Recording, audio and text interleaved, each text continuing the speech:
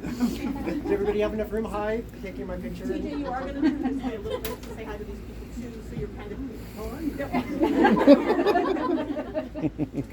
Everybody can see him, right? You know that's who you're here for, not me.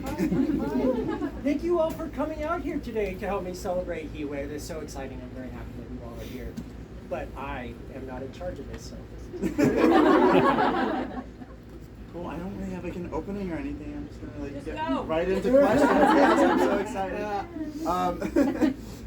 First thing I wanted to ask is, Nick portrays such an accurate point of view, an image of ADHD. Where does his voice come from? Well, I was Nick at that age. I was Nick. I have ADHD, and I grew up reading comic books. Because the thing about comics, especially when you are a queer kid with ADHD living in a very rural place. I lived in Oregon, and that's where I was born and raised, in a very small town.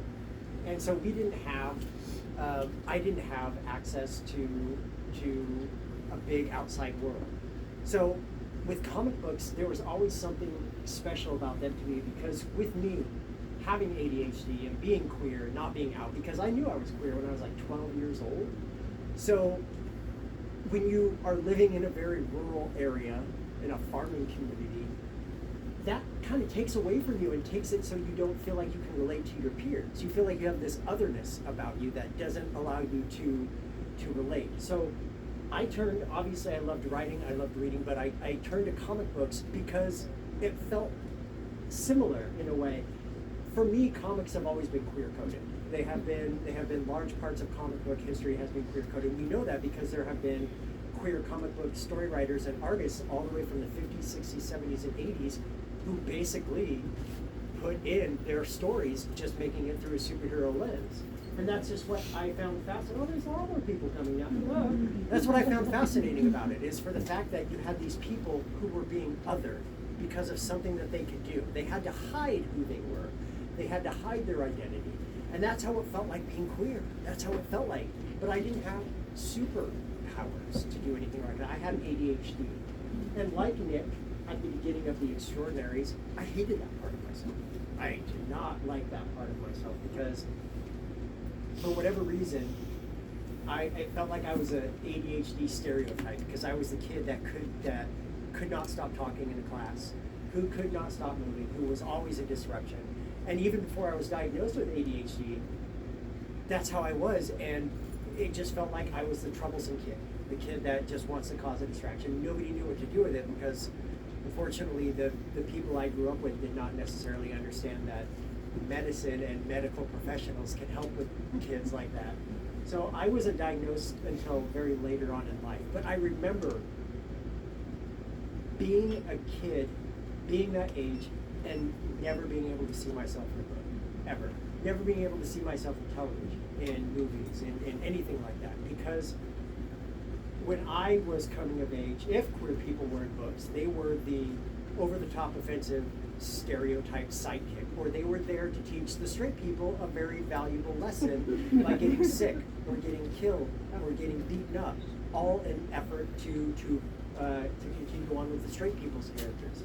So Nick is me. I think all authors put parts of themselves in their characters, but Nick is probably the most I've ever put of myself into a character, because I wanted that 15-year-old Travis TJ Klune and all the other kids like him out there in the world to be able to have that, to be able to see themselves, and be able to pick up a book and say, this is who I am. This character is like me, because there is something so uniquely powerful about being able to find yourself in fiction. And a lot of people take that for granted. When you don't get to see yourself, whether it be because you're a person of color or from a whatever marginalized community, that sucks that you don't get to see yourself in fiction and can relate to characters. So that's what I wanted to do with this. I wanted to give all the loudmouth homosexuals like me a character they could root for, and that they could see themselves in. Yeah, I think you've done exactly that. I see so much of myself in Nick. I'm the loudmouth homosexual. And I'm a superhero fanboy. It's absolutely me. I've never really had a book before that I've picked up and read and gone, wait, this point of view is my brain. So it's really awesome to like see that. And see, what I've gotten from people who are neurodiverse, meaning have ADD, ADHD, and people with autism also follow under that umbrella, is that it's on a spectrum. It's varied. Just because I have a certain way that I act because of my ADHD doesn't mean that another person with ADHD is going to act the same way. But people who are neurodiverse recognize other people who are neurodiverse. We can see ourselves in these people who are neurodiverse. And there's just something about this sense of community because we don't have to explain our actions. We don't have to explain ourselves. And if we randomly blurt out something that makes no sense whatsoever, it's going to be okay because the other person will probably just end up doing the exact same thing. That's important to me because there is still, even in 2022, there's such a stigma about what it means to have ADHD because, let's be honest, if you think about kids with ADHD, you think about kids that just, like I said before, don't stop talking and are moving around or are disruptive and stuff like that. But that's not our fault. At the same time, there's nothing wrong with us. We're not broken. We don't need to be cured. We don't need to be fixed. As Nick says in the book, people with ADHD just have something a little extra. And I think that that's something that people have to understand that I may have started out not liking that part of myself, but as I've gotten older, as I've grown, I've learned that it doesn't define me, but it is part of me, just like my queerness is. And if that is part of my whole, then that's who I'm supposed to be, and I'm very happy to be one. That's awesome. I absolutely love that. No, I feel like this is a really good step into this next one. It's talking about like Nick's character, and Nick deals with so much and knows his identity. Each character is so extremely unique and well-rounded, and they inspire so much. Are they inspired by people in your life? And is there one other than Nick, because you obviously connect with him so much, that you connect with the most? So there is Jazz. She is when I first started crafting the character of Jazz, I wanted her to be kind of a foil for Nick.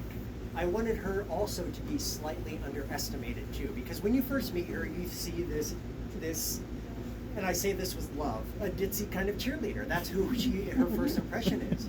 But then when you get to Heatwave, man, if you've read about her in Heatwave, if you've gotten to certain scenes in Heatwave, oh boy, you do not want to mess with her when she has a fork. What I love about Jazz is that she has all of these layers, yet she knows who she is. She's happy with who she is. That's what I love about this friend group, Nick, Seth, Jazz, and Giddy. By the time we meet them, by the time the Extraordinary's open, they're already out. They're already out and doing their own thing. And that was intentional. This was never, ever going to be a coming out series. It was never going to be. There are far greater authors than I who have written coming out books that are wonderful. But the thing is, and I don't know why I have to keep reminding people of this, but guess what? Coming out doesn't mean a gay person's life stops. You know what happens? Every person you meet for the rest of your life is someone that you potentially have to come out to. So it's not like you come out and then, oh my God, there's this gay huge parade for you. And then you get your first boyfriend and everything is perfect. And then, because of course, you know, love is only for the young, and that's how it works in certain things. But this core group, they know who they are, they know their identity, and some other people may see them as the weird kids, but you know who the best people have always been are the weird kids. Because in school, I was not in the popular group, I was in the band nerds. I was with the band and marching band and doing all that, and we were coolish. Just like how I did, you find your people. You find your people that accept you for who you are and don't give a crap about any of the other stuff. If you've read these books, if you've read this series, if you've read any of my recent books, you'll notice that there's no homophobia in these books. And you know why?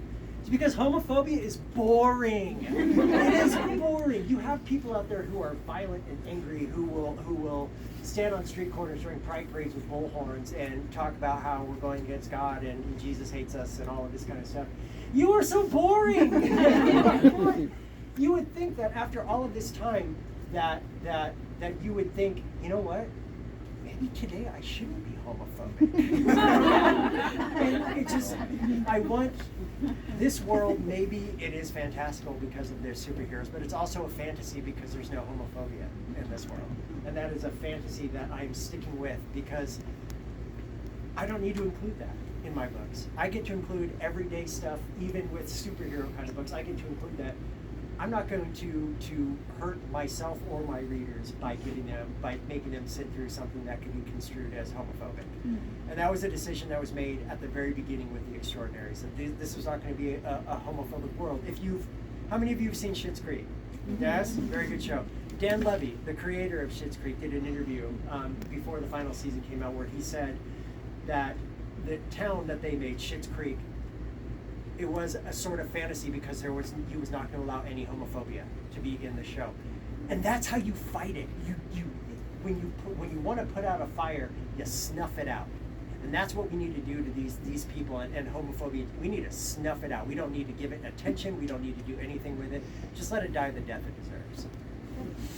I stand by that, and I will gladly join you in the fantasy world without homophobia whenever I can. Absolutely.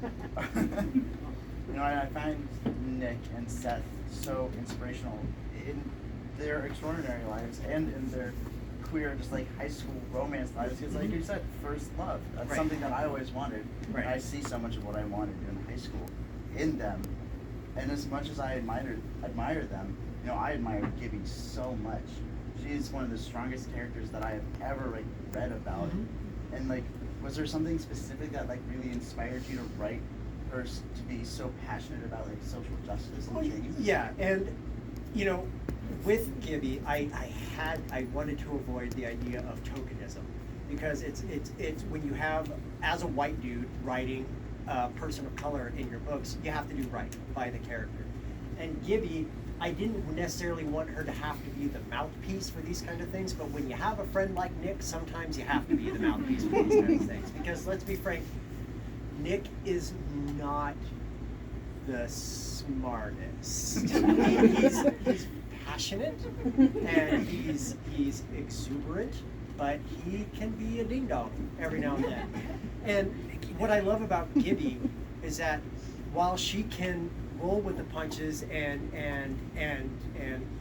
laugh at Nick and make fun of him too, she can also be there and call him out for his bullshit. Because frankly, like I needed at that point in my life too, sometimes you need to be called out for your bullshit. You have to. And Gibby is such a character to be able to do that, because not only does she know Nick and believe in his mission, she also wants to hold himself accountable.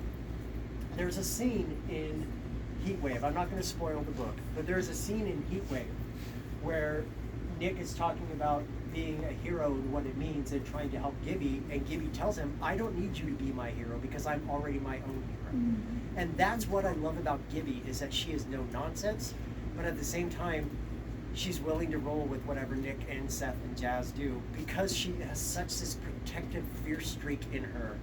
And I think that she is probably, well, let's be realistic, she and Jazz are the smartest. Because boys are dumb. But that's what I love about them. And then to pair her with somebody like Jazz, who, again, can at first glance be seen a little ditzy, but she too has layers. And I just love how they complement each other. I love that.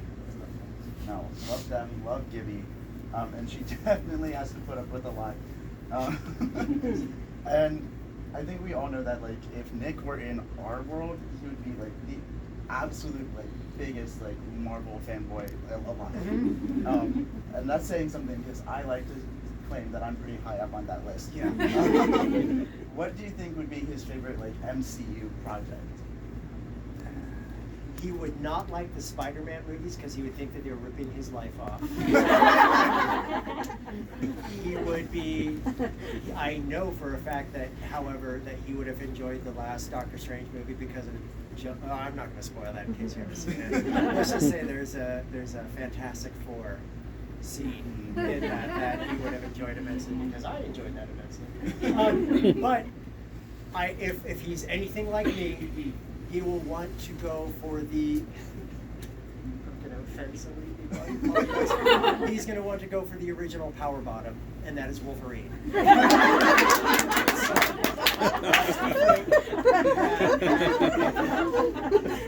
when I was 12 years old, and I started when I was 11 years old, and there was X-Men #1 came out, and it was a reboot of X-Men, and there was this scene in X-Men where Wolverine bursts through a comic book panel where he bursts through Professor Xavier's desk, and his adamantium claws come out and stop like an inch from Professor X's face, and me being 11 years old going, am I gay? Is that what this means?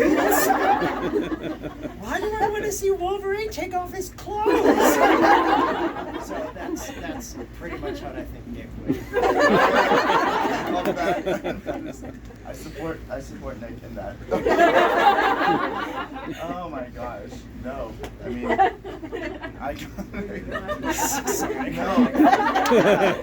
That's so funny. That was an amazing answer. Think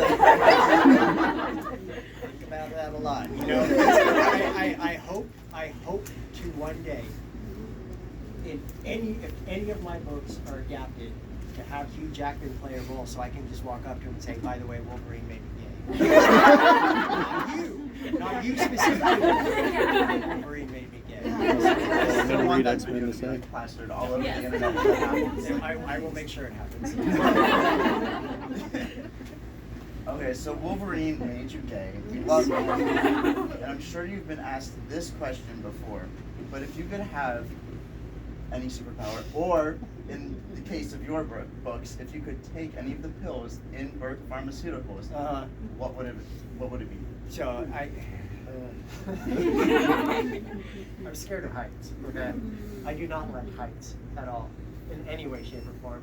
Like, I'm the type of person that if you go to like a lookout and your person gets close to the edge of the lookout, I'm like, no, come back! Oh, die! At the same time, I want to fly. So I figured a good power for me would, if I would be able to like fly just like 5 feet off. I wouldn't go very fast. I would still go in traffic and everything like that, but I'd be hover guy.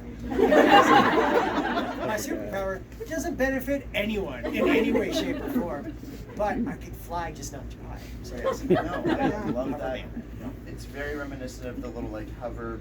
I'm not forgetting what they're called, but like they were all the rage, a few years ago. The little like spinny things, the hoverboards. Hoverboard. Why can't I think of the word boards? I'm a communication major. What's happening? They actually made hoverboards? Yeah. I mean, they don't fly. Oh, well, that's not a hoverboard. Does it have wheels? It's the balance thing. Oh, I can't ride one. I fell off every time I tried. Well, if you're of a certain age, you probably will remember the toys when we were kids, the ball that you had to bounce on, that had the plastic thing that wrapped around the ball and you had to bounce on it like that. Those were the ankle crushers. I don't know how we got here. Shows that we're idiots. No. Going off of the last question, we know what your powers would be if you could choose. What if Gibby and Jazz got powers? Oh, I never thought. There was a point where my editor was like, what if you gave them powers too? But I thought about that and I was thinking, I like how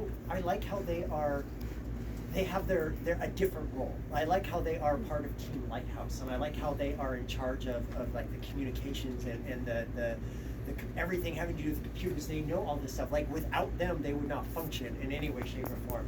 That being said, Jazz. Oh man, I honestly think Jazz would have to have powers that are like the Hulk. I'm not talking She-Hulk too, because that kind of looks iffy. I'm talking like full-on Hulk, like big, huge Hulk kind of thing. And what would Gibby's power be? I don't know. What does anybody think Gibby's power should be? I think she could, misconduct is electricity. She's better than that. Umbrella Academy. Have you all seen that? Yeah. Rumor. That's The right. rumor power. I think Gibby would use that in a way that would not be harmful to anyone, but I could just see all of a sudden she'd be like, guess what? I can fix racism. And that's all she does. Or she gets elected into Congress. Somebody like Trump gets elected, and she goes, no, I have to go meet with him. And then she's like, hey, I remember you not to be a douchebag. So I think that would be a cool power for her to have, like some kind of power of persuasion. I could see her using like the rumor power on like national television to just like wipe out an issue. Well, see, and it comes with the idea that you're going to get into like free will and all of that kind of stuff, and I'm just like, oh no. But I know Gibby. She would use that power for good and for only good. Like I could see her like going to like a hostage negotiation and being like, I don't know why that was the first thing. She's like, they're like, oh no, there's hostages. Who should we call? A 17-year-old girl named Gibby. That could be like its own like TV show, like, like crime show, but it's just like Gibby. Just going in, being irritated that she gets called out of class to have to go, and she just walks there and be like, she goes, you need to stop, and then they do. She's like, I'm leaving now. And the show is called Wallet Chain. Lesbians have wallet chains. No, perfect. I think that should be a new project. Yeah. No, I have a bunch of queer girls who are friends of mine, and they told me that if I did not, a few of them are very butch, and they told me that if I did not give Gibby a wallet chain, that they would disown me. So I'll give Gibby a wallet chain because she's my butch lesbian and she needs to represent. I think that's fantastic. We love representation. Okay, getting into Heatwave. How would you describe the book in 5 words? It's not a lot, and it eliminates any chance for spoilers. I have no idea, man. So the problem with this book is I can't talk about what it's about because it hinges on so much that has come before it. So if you've read Flashfire, you know how Flashfire ends on that cliffhanger that I received multiple death threats. But Heatwave picks up right when that cliffhanger ends, and it starts right there. And if you know that cliffhanger, you know why it's very hard for me to talk about this book because I don't want to give anything away. That being said, this book is, I'm going way more than 5 words. I just realized that. Okay. This book is about hope, justice, equality, chaos, and sex. Because that is something I would like to talk about, if that's all right. I am not a tease, okay? For the past 2 books, I have been building up to Nick and Seth. They talk, don't they? They have many conversations about consent and boundaries and importance, and that's so important to me because queer kids don't get that in school. Sex education in schools is built and geared towards straight kids. So when you have queer kids in schools, they don't get to know what they're supposed to do, so where do they go? The internet. And what happens on the internet? Pornography. And that's totally fine, but pornography isn't real life. It is a fantasy. It is supposed to be a fantasy. So you should not be learning safe sex practices from pornography. So what do we do in a world where queer kids don't get the same sex education that other kids do? Well, you kind of trick them into learning about it in books like Heatwave or in this series because we talk about PrEP, we talk about condoms, we talk about dental dams. And in Heatwave, I get to write the cringiest scene between Nick and his father. Because his father, I'm not going to say what it is because when you get to it, because you feel that chill that runs down your spine. I'm not going to do this. I'm not going to do this. And then you'll see that I am going to do this. With this, these scenes were, obviously they were meant to be moments of levity and comedy, but they're intentional. They're intentional because teaching kids about boundaries and consent and how to protect themselves and their partners is so important. Especially right now when queer kids are being attacked by the whole idea of save our children and all that bullshit. They don't get the same things that their peers get. So I want to talk about stuff like consent. I want to talk about stuff like PrEP. I want to talk about stuff like condom usage and all of that, because it is necessary in order to keep yourself safe. And I want the kids, because frankly, they're going to go out and experiment. That's what being young is about. And so if I can help them find a way to do that safely, that while also making every single person who reads that specific scene feel like they're dying because Aaron Bell loves his son so much that he's willing to do whatever it takes to make sure his kid is protected. And in this scene, after it's all said and done, Nick says something to the effect of, "God, my dad is so embarrassing. He's such an ass."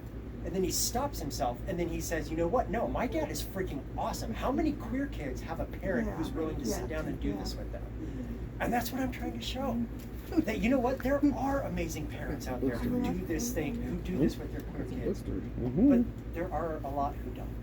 And I just want, even if queer kids who are reading this book don't get to have that familiar relationship, I want them to see it with Aaron and Nick, so they can know that, you know what, it does exist. That the world that you live in right now, it sucks, it's hard, it's unfortunate, but it's not the only world that exists, because there is so much more for you out there. And seeing a loving relationship, while Aaron still gets to be the daddest dad of all, is my favorite. And then, of course, him combining with the other dads as this in this book is just the bee's knees, because Aaron Bell and all the other dads, you will find that a lot of queer boys idolize or want to be like their father. They love their father. And for a lot of us, we didn't get that in reciprocity. We didn't get that shown back to us. So we kind of tend to idolize the father figure. And with Aaron Bell, he's not perfect. He makes huge mistakes. And he lies, he has secrets, but he does so because he loves his son. He may not go about things the right way, but he does love his son. And I think it's important that relationships between queer kids and their parents, shown to be healthy and shown to be loving and shown to be practical, is so important for people to read about, because a lot of us didn't get to have that. No, and you're right, it is so important. And it's so moving, and it's so awesome to see Aaron and Nick's relationship. And all of the moments that they have, not only the one in Heatwave, because it's just that cool chill that you were talking about. 100%. I think I had to put the book down. So if you've read Flashfire, you know the Bluetooth that plays in the car. This is worse. It's worse. It did like I don't like. I don't make myself laugh when I write, because that sounds like I'm high on my own supply. But I was cackling when I was writing this, because I knew that people were going to get here and be like, no! So, you'll know it. Would you say that this is your favorite Nick and Aaron scene? Oh, by far. Yeah. Oh, by far. That and the ending of this. If you'll know I have a tendency to have an after credit scene in these books. There is an after credit scene in Heatwave, and there is a moment between Nick and his father that I just adore. And you'll know when you see it. Melted my heart. Yeah. It was like it was very, very good. Out of these 3 books, do you have a favorite? No, I can't pick out of these, because not many authors get the opportunity to tell a story over a trilogy like this. I am very lucky in that regard, that my publisher believed in these characters and believed in these books and believed in me as an author to be able to let me tell the story the way I wanted to tell. When we were originally sending out this book to publishers, there was one publisher who said, yes, we want to buy this book, but we only wanted to make it one book in the Extraordinaries, and we want to cut about 50,000 words out of it. And I was like, why? Then we sent it to Disney, and Disney was like, we love it, but we kind of have this thing called Marvel. I don't know if you've heard this, and we don't want to put any other superheroes. I was like, fine. Then we got to Tor. And Tor Teen was like, especially Allie, who is my editor, she was like, she got Nick immediately. And that's all it takes. It takes one person, getting your book into the right hands of one person who sees what you're trying to do and sees what it could be with the characters. And from then on, knowing I got to write a trilogy, I was able to just let my mind expand about where I wanted the characters to go and what I wanted them to do. And I can't pick a favorite because they all feel like one gigantic story to me. It's divided into 3 parts, and yes, each book has a beginning, middle, and end. It can stand alone for the most part. They feel like one continuous story to me, and I just can't separate them out like a favorite. I think that's... It's Heatwave. Everybody read Heatwave. That's what I should have said. Shit. No, everybody read Heatwave. It's the best one. Oh my god. The last second promo. I mean, I'm sure everyone is holding a copy of Heatwave right now. But buy it, read it. It's definitely worth it. It was so good. So no favorite book, but if you ever had the opportunity to write in this universe again, would you do something from another person's perspective? No, this story is over. This story is done because, look, if you've read some of my other books, you know that, especially if you've read some of my other series, you tend to know that I'm good with 3 or 4 books and then I'm done. There's one exception, which is the Tales from Verania series that I just adore. But the reason is because I think you need to know when a story is over. I think you need to know when a story is done. There are people who have asked me many, many times to continue writing in the Green Creek series. I won't do that. The reason I won't do that is because I've already put those characters through through a lot. So if I were to go back and write another book in that series, I wouldn't go back and write, oh, here's a slice of life day to day, everything is happy and joyful. I'd have to put them through shit again. The same with a character like Nick. If I were to write more in this world, I would have to make up a plot that would test him and test everything, and I've done that enough. The epilogue, the end credit scene in this book is the final thing I have to say, and I think I leave them in a perfect place. I think that to go back and try to change anything would mess that up. That being said, we need a misconduct book, I think. I think we need a drag queen superhero book. I think that to have the lead and all of that kind of stuff, because let's face it, Misconduct is the best character. And next to, can I spoil him a little bit? Okay, Burrito Jerry. I will say Burrito Jerry. If you know Heatwave, you will know a character makes an appearance named Burrito Jerry, and they are my 2 favorite characters in this series. They are both icons, absolute icons. And I think that's really awesome. I think you can now leave this series and this world up to people like Nick who are going to take it and run with it and do their own fan fiction. See, there are some amazing, extraordinary fan fiction out there. I don't read the fan fiction based on my work just because I want to keep it separate and keep my world separate. But I am all for anybody who wants to write fan fiction. I mean, you should see how many fan fictions there are of the Green Creek series, Tales from Verania, The House in the Cerulean Sea. All of those have multiple. And I love that because it's art inspiring art. It's people getting creative because of something I was creative over. And I think that's so amazing. And fan fiction, if you've read the fan fiction in these books, you know that they are very flowery. That they are the prose has been purpled like you wouldn't believe. And the reason for that is because this is a 16-year-old kid writing fan fiction. I'm not making fun of fanfic writers. Large parts of Nick's fan fiction I took from fan fiction I wrote when I was 14, 15 years old, and I still have the notebooks open. So when you see Nick writing things like he growled seductively, I wrote that. And you want to know what it was for? It was for my Skinner Mulder fan fiction from X-Files. Because Mulder would go to the office and Skinner would be like, Mulder, he growled seductively. And me being like 12, 13 years old going, ma what?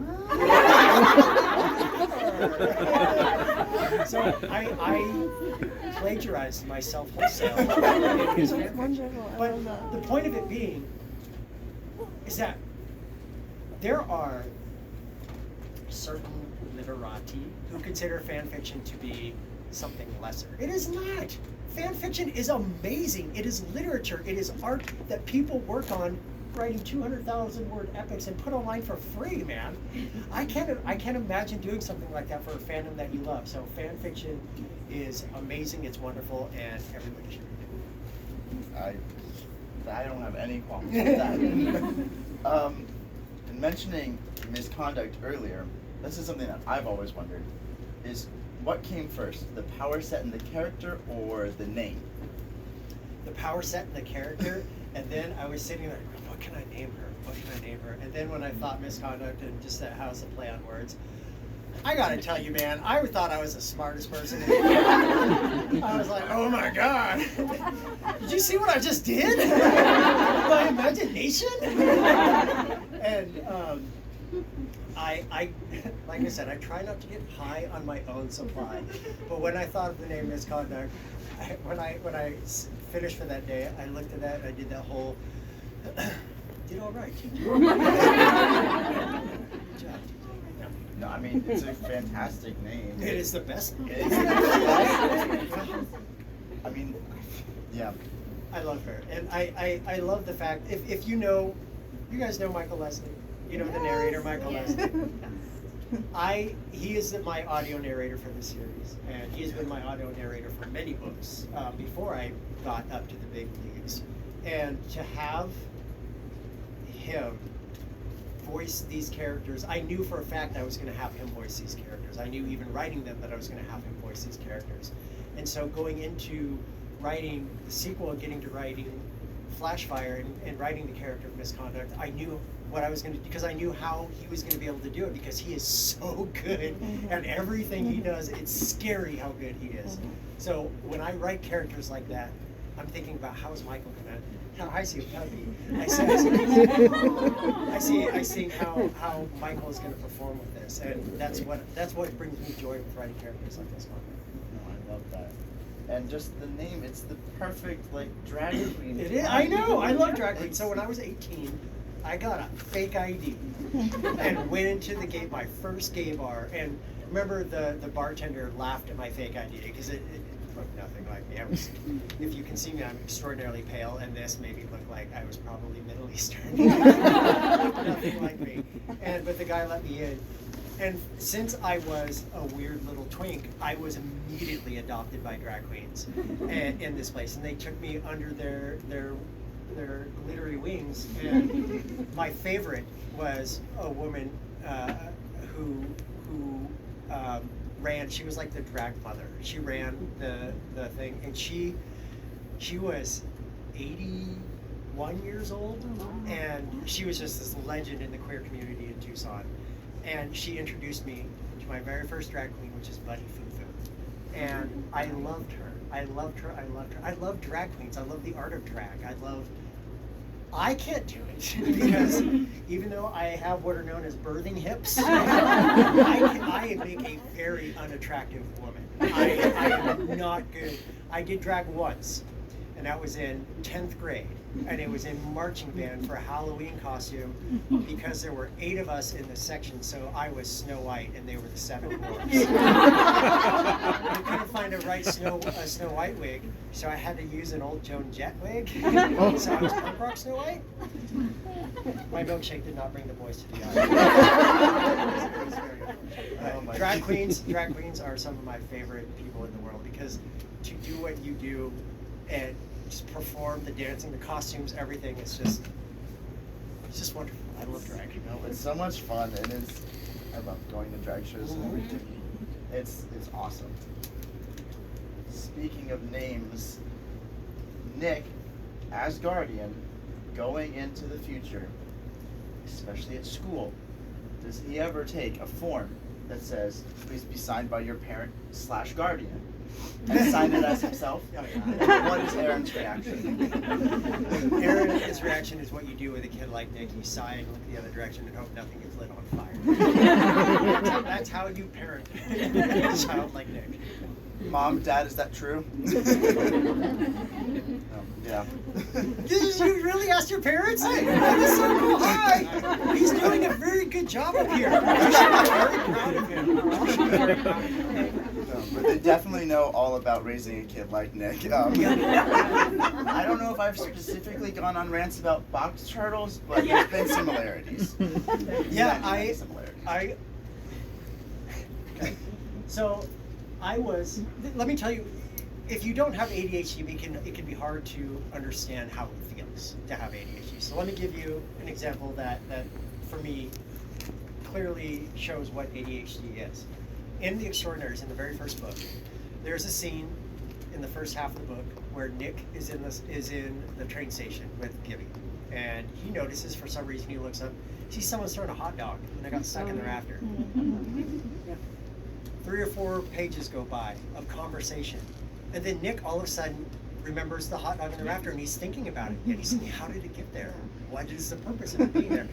That is what it's like to have ADHD. I am thinking about right now a billion different things that I should not be thinking about. I should be focused as I am right now, but I'm thinking of a trillion different things. My brain moves at 1 billion miles an hour, and I'm thinking of everything. I'm thinking of the dude that was sitting next to me on the plane yesterday because he had a bag full of tater tots, and I don't know why. I don't know why. It was not like a takeout bag, like a baggie of tater tots on the plane. And I was sitting there next to him, and I look over, and he pulls out a bag of tater tots, and I'm sitting there thinking, is this a thing where you can ask why they have a bag of tater tots, or is that like a faux pas? So I didn't ask, but there was a guy just sitting there, and I've been thinking about him for days. And that's what it feels like to have ADHD, because or another example is, I am not allowed to open the website Wikipedia unless there is a timer that tells me when I need to stop being on Wiki. Because if I don't, 6 hours will have gone by, and I have clicked on like 1 million different links, and I don't know how I got where I am. And that's what it feels like to have ADHD. I'm going to be thinking about tater tots for the rest of the time. Wait, where did he get them? Why? It was like a sandwich bag. Like a sandwich. Yeah, so there wasn't like 1 billion. There was like maybe 9 tater tots in the bag. But did he make them at home and then put them in the plastic bag? They would be crispy. Okay, so then if you bought them, who put them in the bag? And if it's a store that did this, where can I find this store? Because I happen to love portable tater tots. It's the best thing in the world. He's such a conundrum. He's like this enigma, and he was just this random 40-year-old white dude just sitting there with his bag of tater tots, and I'm enchanted by him. I absolutely love it. All right, I think this is our last question. Holy crap. I know. It's been And then we're great. gonna let the audience ask a few questions. Oh, okay. My last question. But this is Ben's Oh, one. hi guys. My last question. Y'all get a turn too. I won't hug it. Hasn't he been doing such a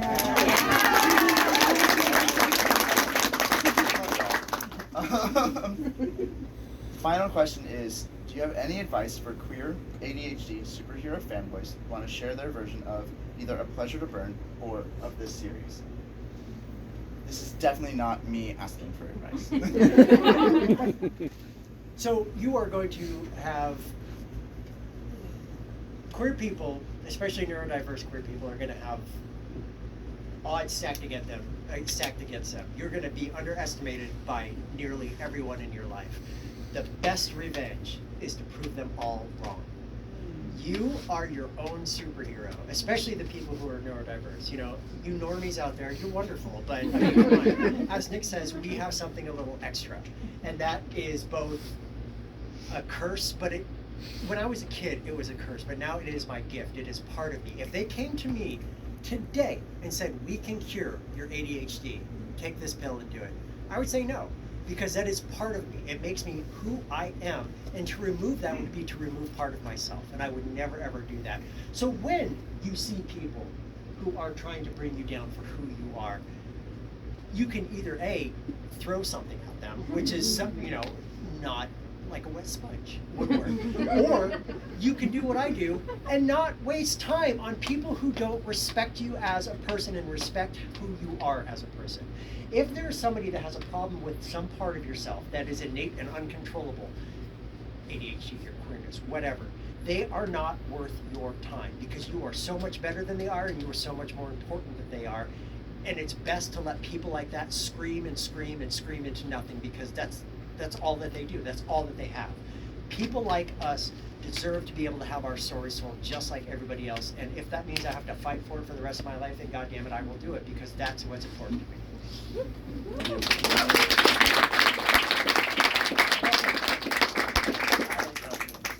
Cool. So I guess. So now, why don't we take 3 or 4 audience questions, and then we're gonna run the signing line, but I'm gonna ask one really quick, what section in the band? Oh, I played euphonium, baritone. Yay! And I played trombone. And I tried to play French horn, but that just didn't. Euphonium was my main instrument. I was in orchestra. I was like first chair in orchestra. I was actually pretty good. And then I just stopped. Yep. So that's how it is. But it gave you community when you needed it. It did. And so you guys don't know hell on earth until you've gone to a marching band locker room after a marching band, after you've marched in Tucson, Arizona. And it is, there's nightmares there. I look back on it kind of fondly. Excellent, okay. Cool. Why don't you call on people? Okay, yeah, who has questions? Raise your hand. You got, oh, go ahead. You mentioned the luxury of being able to write a trilogy. So when you wrote Wolf Song, did you know that there was going to be a Raven song and a Heart song and a Brother song when you did? Well, okay. Wolf Song, for those not in the know, is about wolves. It's about werewolves. When I first started writing that book, it was not going to be about werewolves. It was just going to be about, there was going to be nothing supernatural, paranormal, and anything about it at all. I was just going to write about this family and these 2 guys growing up together and whatnot. Then I was like 30,000 words into it, and it was going okay, and then my brain said, what if they were werewolves? I said, shut up. And then my brain was like, but no, werewolves. Because it's cool, because you know that there's this thing where ravens actually follow around wolves? They actually do that in the wild? Wouldn't that be cool if they were werewolves? And I said, oh, God damn it. So I had to rewrite werewolves. And so I wrote the first book. And then for some reason, everybody read that book when it came out. It was big. So then I was like, okay, what can I do with this? And then I sat down and I plotted out Raven Song, Heart Song, and Brother Song back to back to back. And I wrote them almost all in a row to finish it out. The reason I will never do that again, because that nearly killed me to do something like that. But the reason I did that was because I was so embedded in that world that I wanted to do it right. And when I started plotting out Raven Song, I knew I had to plot out the remaining 2 as well, just because I needed a direction of where I was going. So yeah, that's what I do. I plot out in advance, and keep in mind, outlines are just that. They're an outline. They're not set in stone. And if something changes when I'm mid-writing, then I have to adapt and roll with it. But for the most part, those stories ended, or the stories started, middle, ending, all were exactly as I planned out. Okay, who's got hits? Hey. If you had a chance to go into your books and talk to your characters, what would you say to them? Man, I read so many books, I don't know. So let me say this. If I were to be able to go into a book, it would probably be How to Be a Normal Person. And I would go into this book so I could go to Gus Tiberius, who, if you don't know this book, or if you've never heard me talk about this book, this is my favorite book I've written because I love this book so much.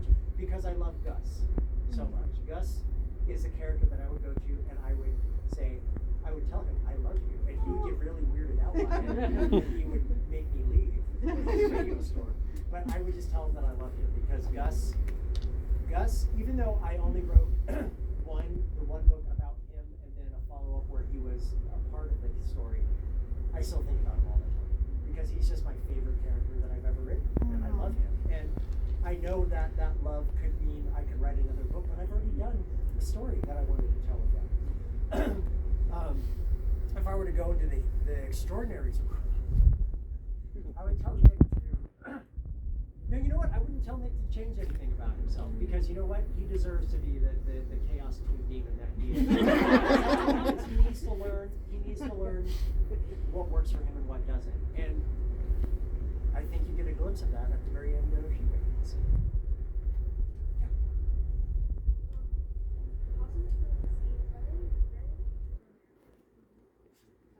So I wrote that book. The question was, is House in the Cerulean Sea are they British or are they American? I wrote that book with a faux style of Britishness to it because I wanted it to remind me of the books that I read as a kid, like Howl's Moving Castle or Secret Garden or stuff like that. It has a Britishness to it, but it is not. I don't give it a set place or a set time because I wanted it to feel like it could be anywhere or any when. It just has a very distinct feel to it. So if you think about it, in Britain there's no ocean that is swirling like this. It sounds like a very tropical kind of thing, but I just imagine this world that is it has an air of Britishness to it, and that's I kind of like that way that sounds. All right, another question. Yeah, hi. Hi. In any of your books, have you ever started writing it and then the characters kind of take over and start leading the story down where they want to, and you keep trying to drag it back, and finally you just say, screw it? Where are you going with it? Yeah. So there is.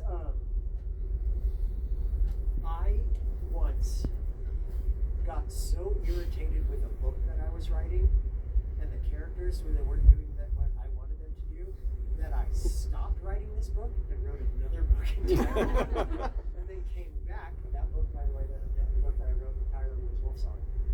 I came back to the other book, which turned out to be Withered and Sear, an older story of mine, and figured out exactly where I'd gone wrong. I try not to let the characters take control. If they take control, that means I've done something wrong. Mm-hmm. However, that doesn't mean that I don't allow that to happen sometimes, especially like with Nick. There is a scene in Heatwave that I won't discuss here because it is very spoilery, that basically came because Nick wanted it to go that direction. Like, I had a different plan in mind, but Nick was like, hey, shut up! And so it went this different direction. And I don't want to say what it is, don't spoil it, but yeah, it does sometimes happen, but it's not to the point of where it completely takes over a book, because if that happens, then I've lost control of the story I'm trying to tell. It won't work. Thank you for the question. Alright, question. Oh, hi! What was your inspiration for Under the Whispering Door? Oh, we're gonna get sad. So, if you know my history in any way, shape, or form, you know that I lost my partner some years ago. It was unexpected. It was out of nowhere, and I didn't understand how to deal with grief. I became mired in this sea of toxicity to the point of where I hated everyone. I hated my friends who were going about their lives, going back to their lives like nothing had happened. I hated my family who were living every day. I hated my readers for not understanding that my entire world had collapsed and that I was destroyed. And I was so angry. I was so angry. And it brought me to this place where I just didn't feel like myself anymore. And so I kind of started thinking then, what does grief do to a person? We all have grief. We all experience grief, because if you live long enough to learn what love is, you will know loss at some point or another. But the thing is, while grief is universal, no two people grieve the exact same way. And I find that fascinating. You hear people talking about how their grief can be catastrophic and destructive, or you have people who don't show grief. And it doesn't mean they're not grieving, they just don't have that outward appearance of grieving. And there are big deaths and little deaths. Grief doesn't just have to be from losing a person. Maybe you interviewed for a job you didn't get. That's a little grief. Maybe something happened in your life that was not supposed to happen. That is also grief. And I think that we often don't allow ourselves to feel that way. There's still a taboo when it comes around to death and stuff like that. We don't allow ourselves to not be okay. We don't tell ourselves it's okay to not be okay. So like the point of writing Under the Whispering Door was to find out how I could be okay again. The book did not heal me, because that's not what it's supposed to do. It did give me a bit of peace though, because grief never goes away. Instead of staying the same size, or instead of disappearing, you grow around your grief. You get bigger, not your grief. You get bigger around your grief. And while that grief may calcify and harden or petrify, and you don't feel it as much as you used to, every now and then it'll crack, and you'll feel it. Maybe it won't be as bad, or maybe it will. But that's what I think about. That's what I think being human is that we are supposed to feel these losses. We are supposed to do that because it shows us that we love what we had when we had. And I, to this day will love Eric Armin for the rest of my life. If you have not read his books, you should. You should read his book on death and grief. It's called Woke Up in a Strange Place. It is one of the best queer books I have ever read, and he was taken far too soon. His words were immaculate, and he was an amazing person, and the world was a little darker after his passing. Next question. Who wants to bring it a little lighter now? Like, well, hi. Hi. This is a bit different than the last one. Yeah. But I want to take it back to when you said getting high up your own supply. I love that phrase because when it comes to laughing at your own content and writing the Tales of Marina series, I often think about the scene where Gary explains on how he lost his horn with expert dramatics. Yes.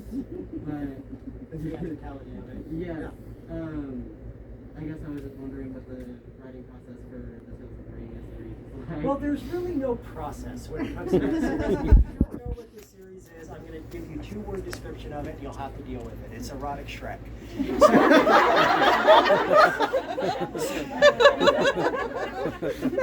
People who've read the series, you know I'm right. So the writing process with that is that I let my imagination do whatever it wants. I let my humor do whatever it wants. It is not for everyone. It should not be for anyone.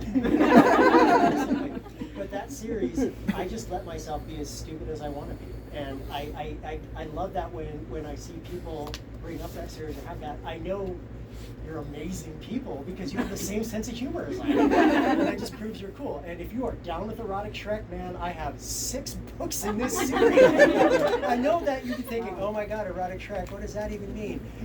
It's worth it. Everywhere. There's a Sweet dragon molasses. and a unicorn who are... You know, once you go dragon. Yeah, once you go dragon, but that series is my happy place. That's why I haven't finished it. That's why I haven't wrapped it. That's why I just released a new book in that series, the 6th book, because that series is my escape. I get to write these big books that come out from a big, huge publisher, and then I also get to write erotic Shrek that I publish myself. So, that's what I like. Then Michael Leslie reads brilliantly. Michael Leslie, yes, he does that series. And he actually got his start on my Tell Me It's Real series way back in 2000. Holy crap, it's almost been 10 years since that was. But yeah, so Michael Leslie is, again, I don't need to, if you know who he is, you know he's the best. All right, we got time for one more question. Who's got one more? Anybody? No, this is it. This is going to be your last chance. You'll be like, I should have asked TJ Klune one question. No? Okay. Okay, then I will. Yeah, go. So who is your favorite of the orphans and Chauncey. He's the best. Chauncey is my favorite because Chauncey is a perpetual ball of sunshine. And the fact that he wants to be a bellhop. Do you remember being a kid and you got so hyper-focused on the one thing that made you want to be, that you wanted to be? For me, I wanted to be an archaeologist because of Indiana Jones. I also wanted to be his boyfriend. And then I saw Alien, which I probably should not have seen at the age of like 9 or 10. And then I wanted to be an alien or an archaeologist astronaut. And that, you know, so what I love about kids is that they get this thing and they want to know everything about it. And Chauncey, looking as he does, being this blobby boy, of course he'd want something public facing. Of course he'd want to do something to help people. And of course people would tell him no, that he can't do it. And of course Chauncey would never let that get him down because he knows he wants to do it. What I love about kids and what I wish people understood more is that kids need time to be weird. Kids need time to have to say whatever's in their head, to let it come out and have a safe place to do that. They have not yet gotten the filter of cynicism that comes with age. And the fact that kids, you know, when you go on Reddit or you read like a BuzzFeed article that says creepiest thing parents have ever heard from their children. I love those because it's just kids being weird or haunted. I know. We should always celebrate that weirdness. And I really want to write like a series of middle grade novels where it's Chauncey at his own hotel, and he's the bellhop, and he's the owner, and he's also like the manager, but he also will solve inconsequential mysteries. Like something was stolen, like the pen was stolen from behind the desk, so he has to put on like a Sherlock Holmes. And they would be illustrated. Could you imagine that? I want to do that. I really want to do that. So, Who stole his tater tots? Yes, exactly. That is a very important. because I want Chauncey to have the world. I love him to death. And can you all keep a secret? Yeah. Can you all keep a secret? Yes. Hang on.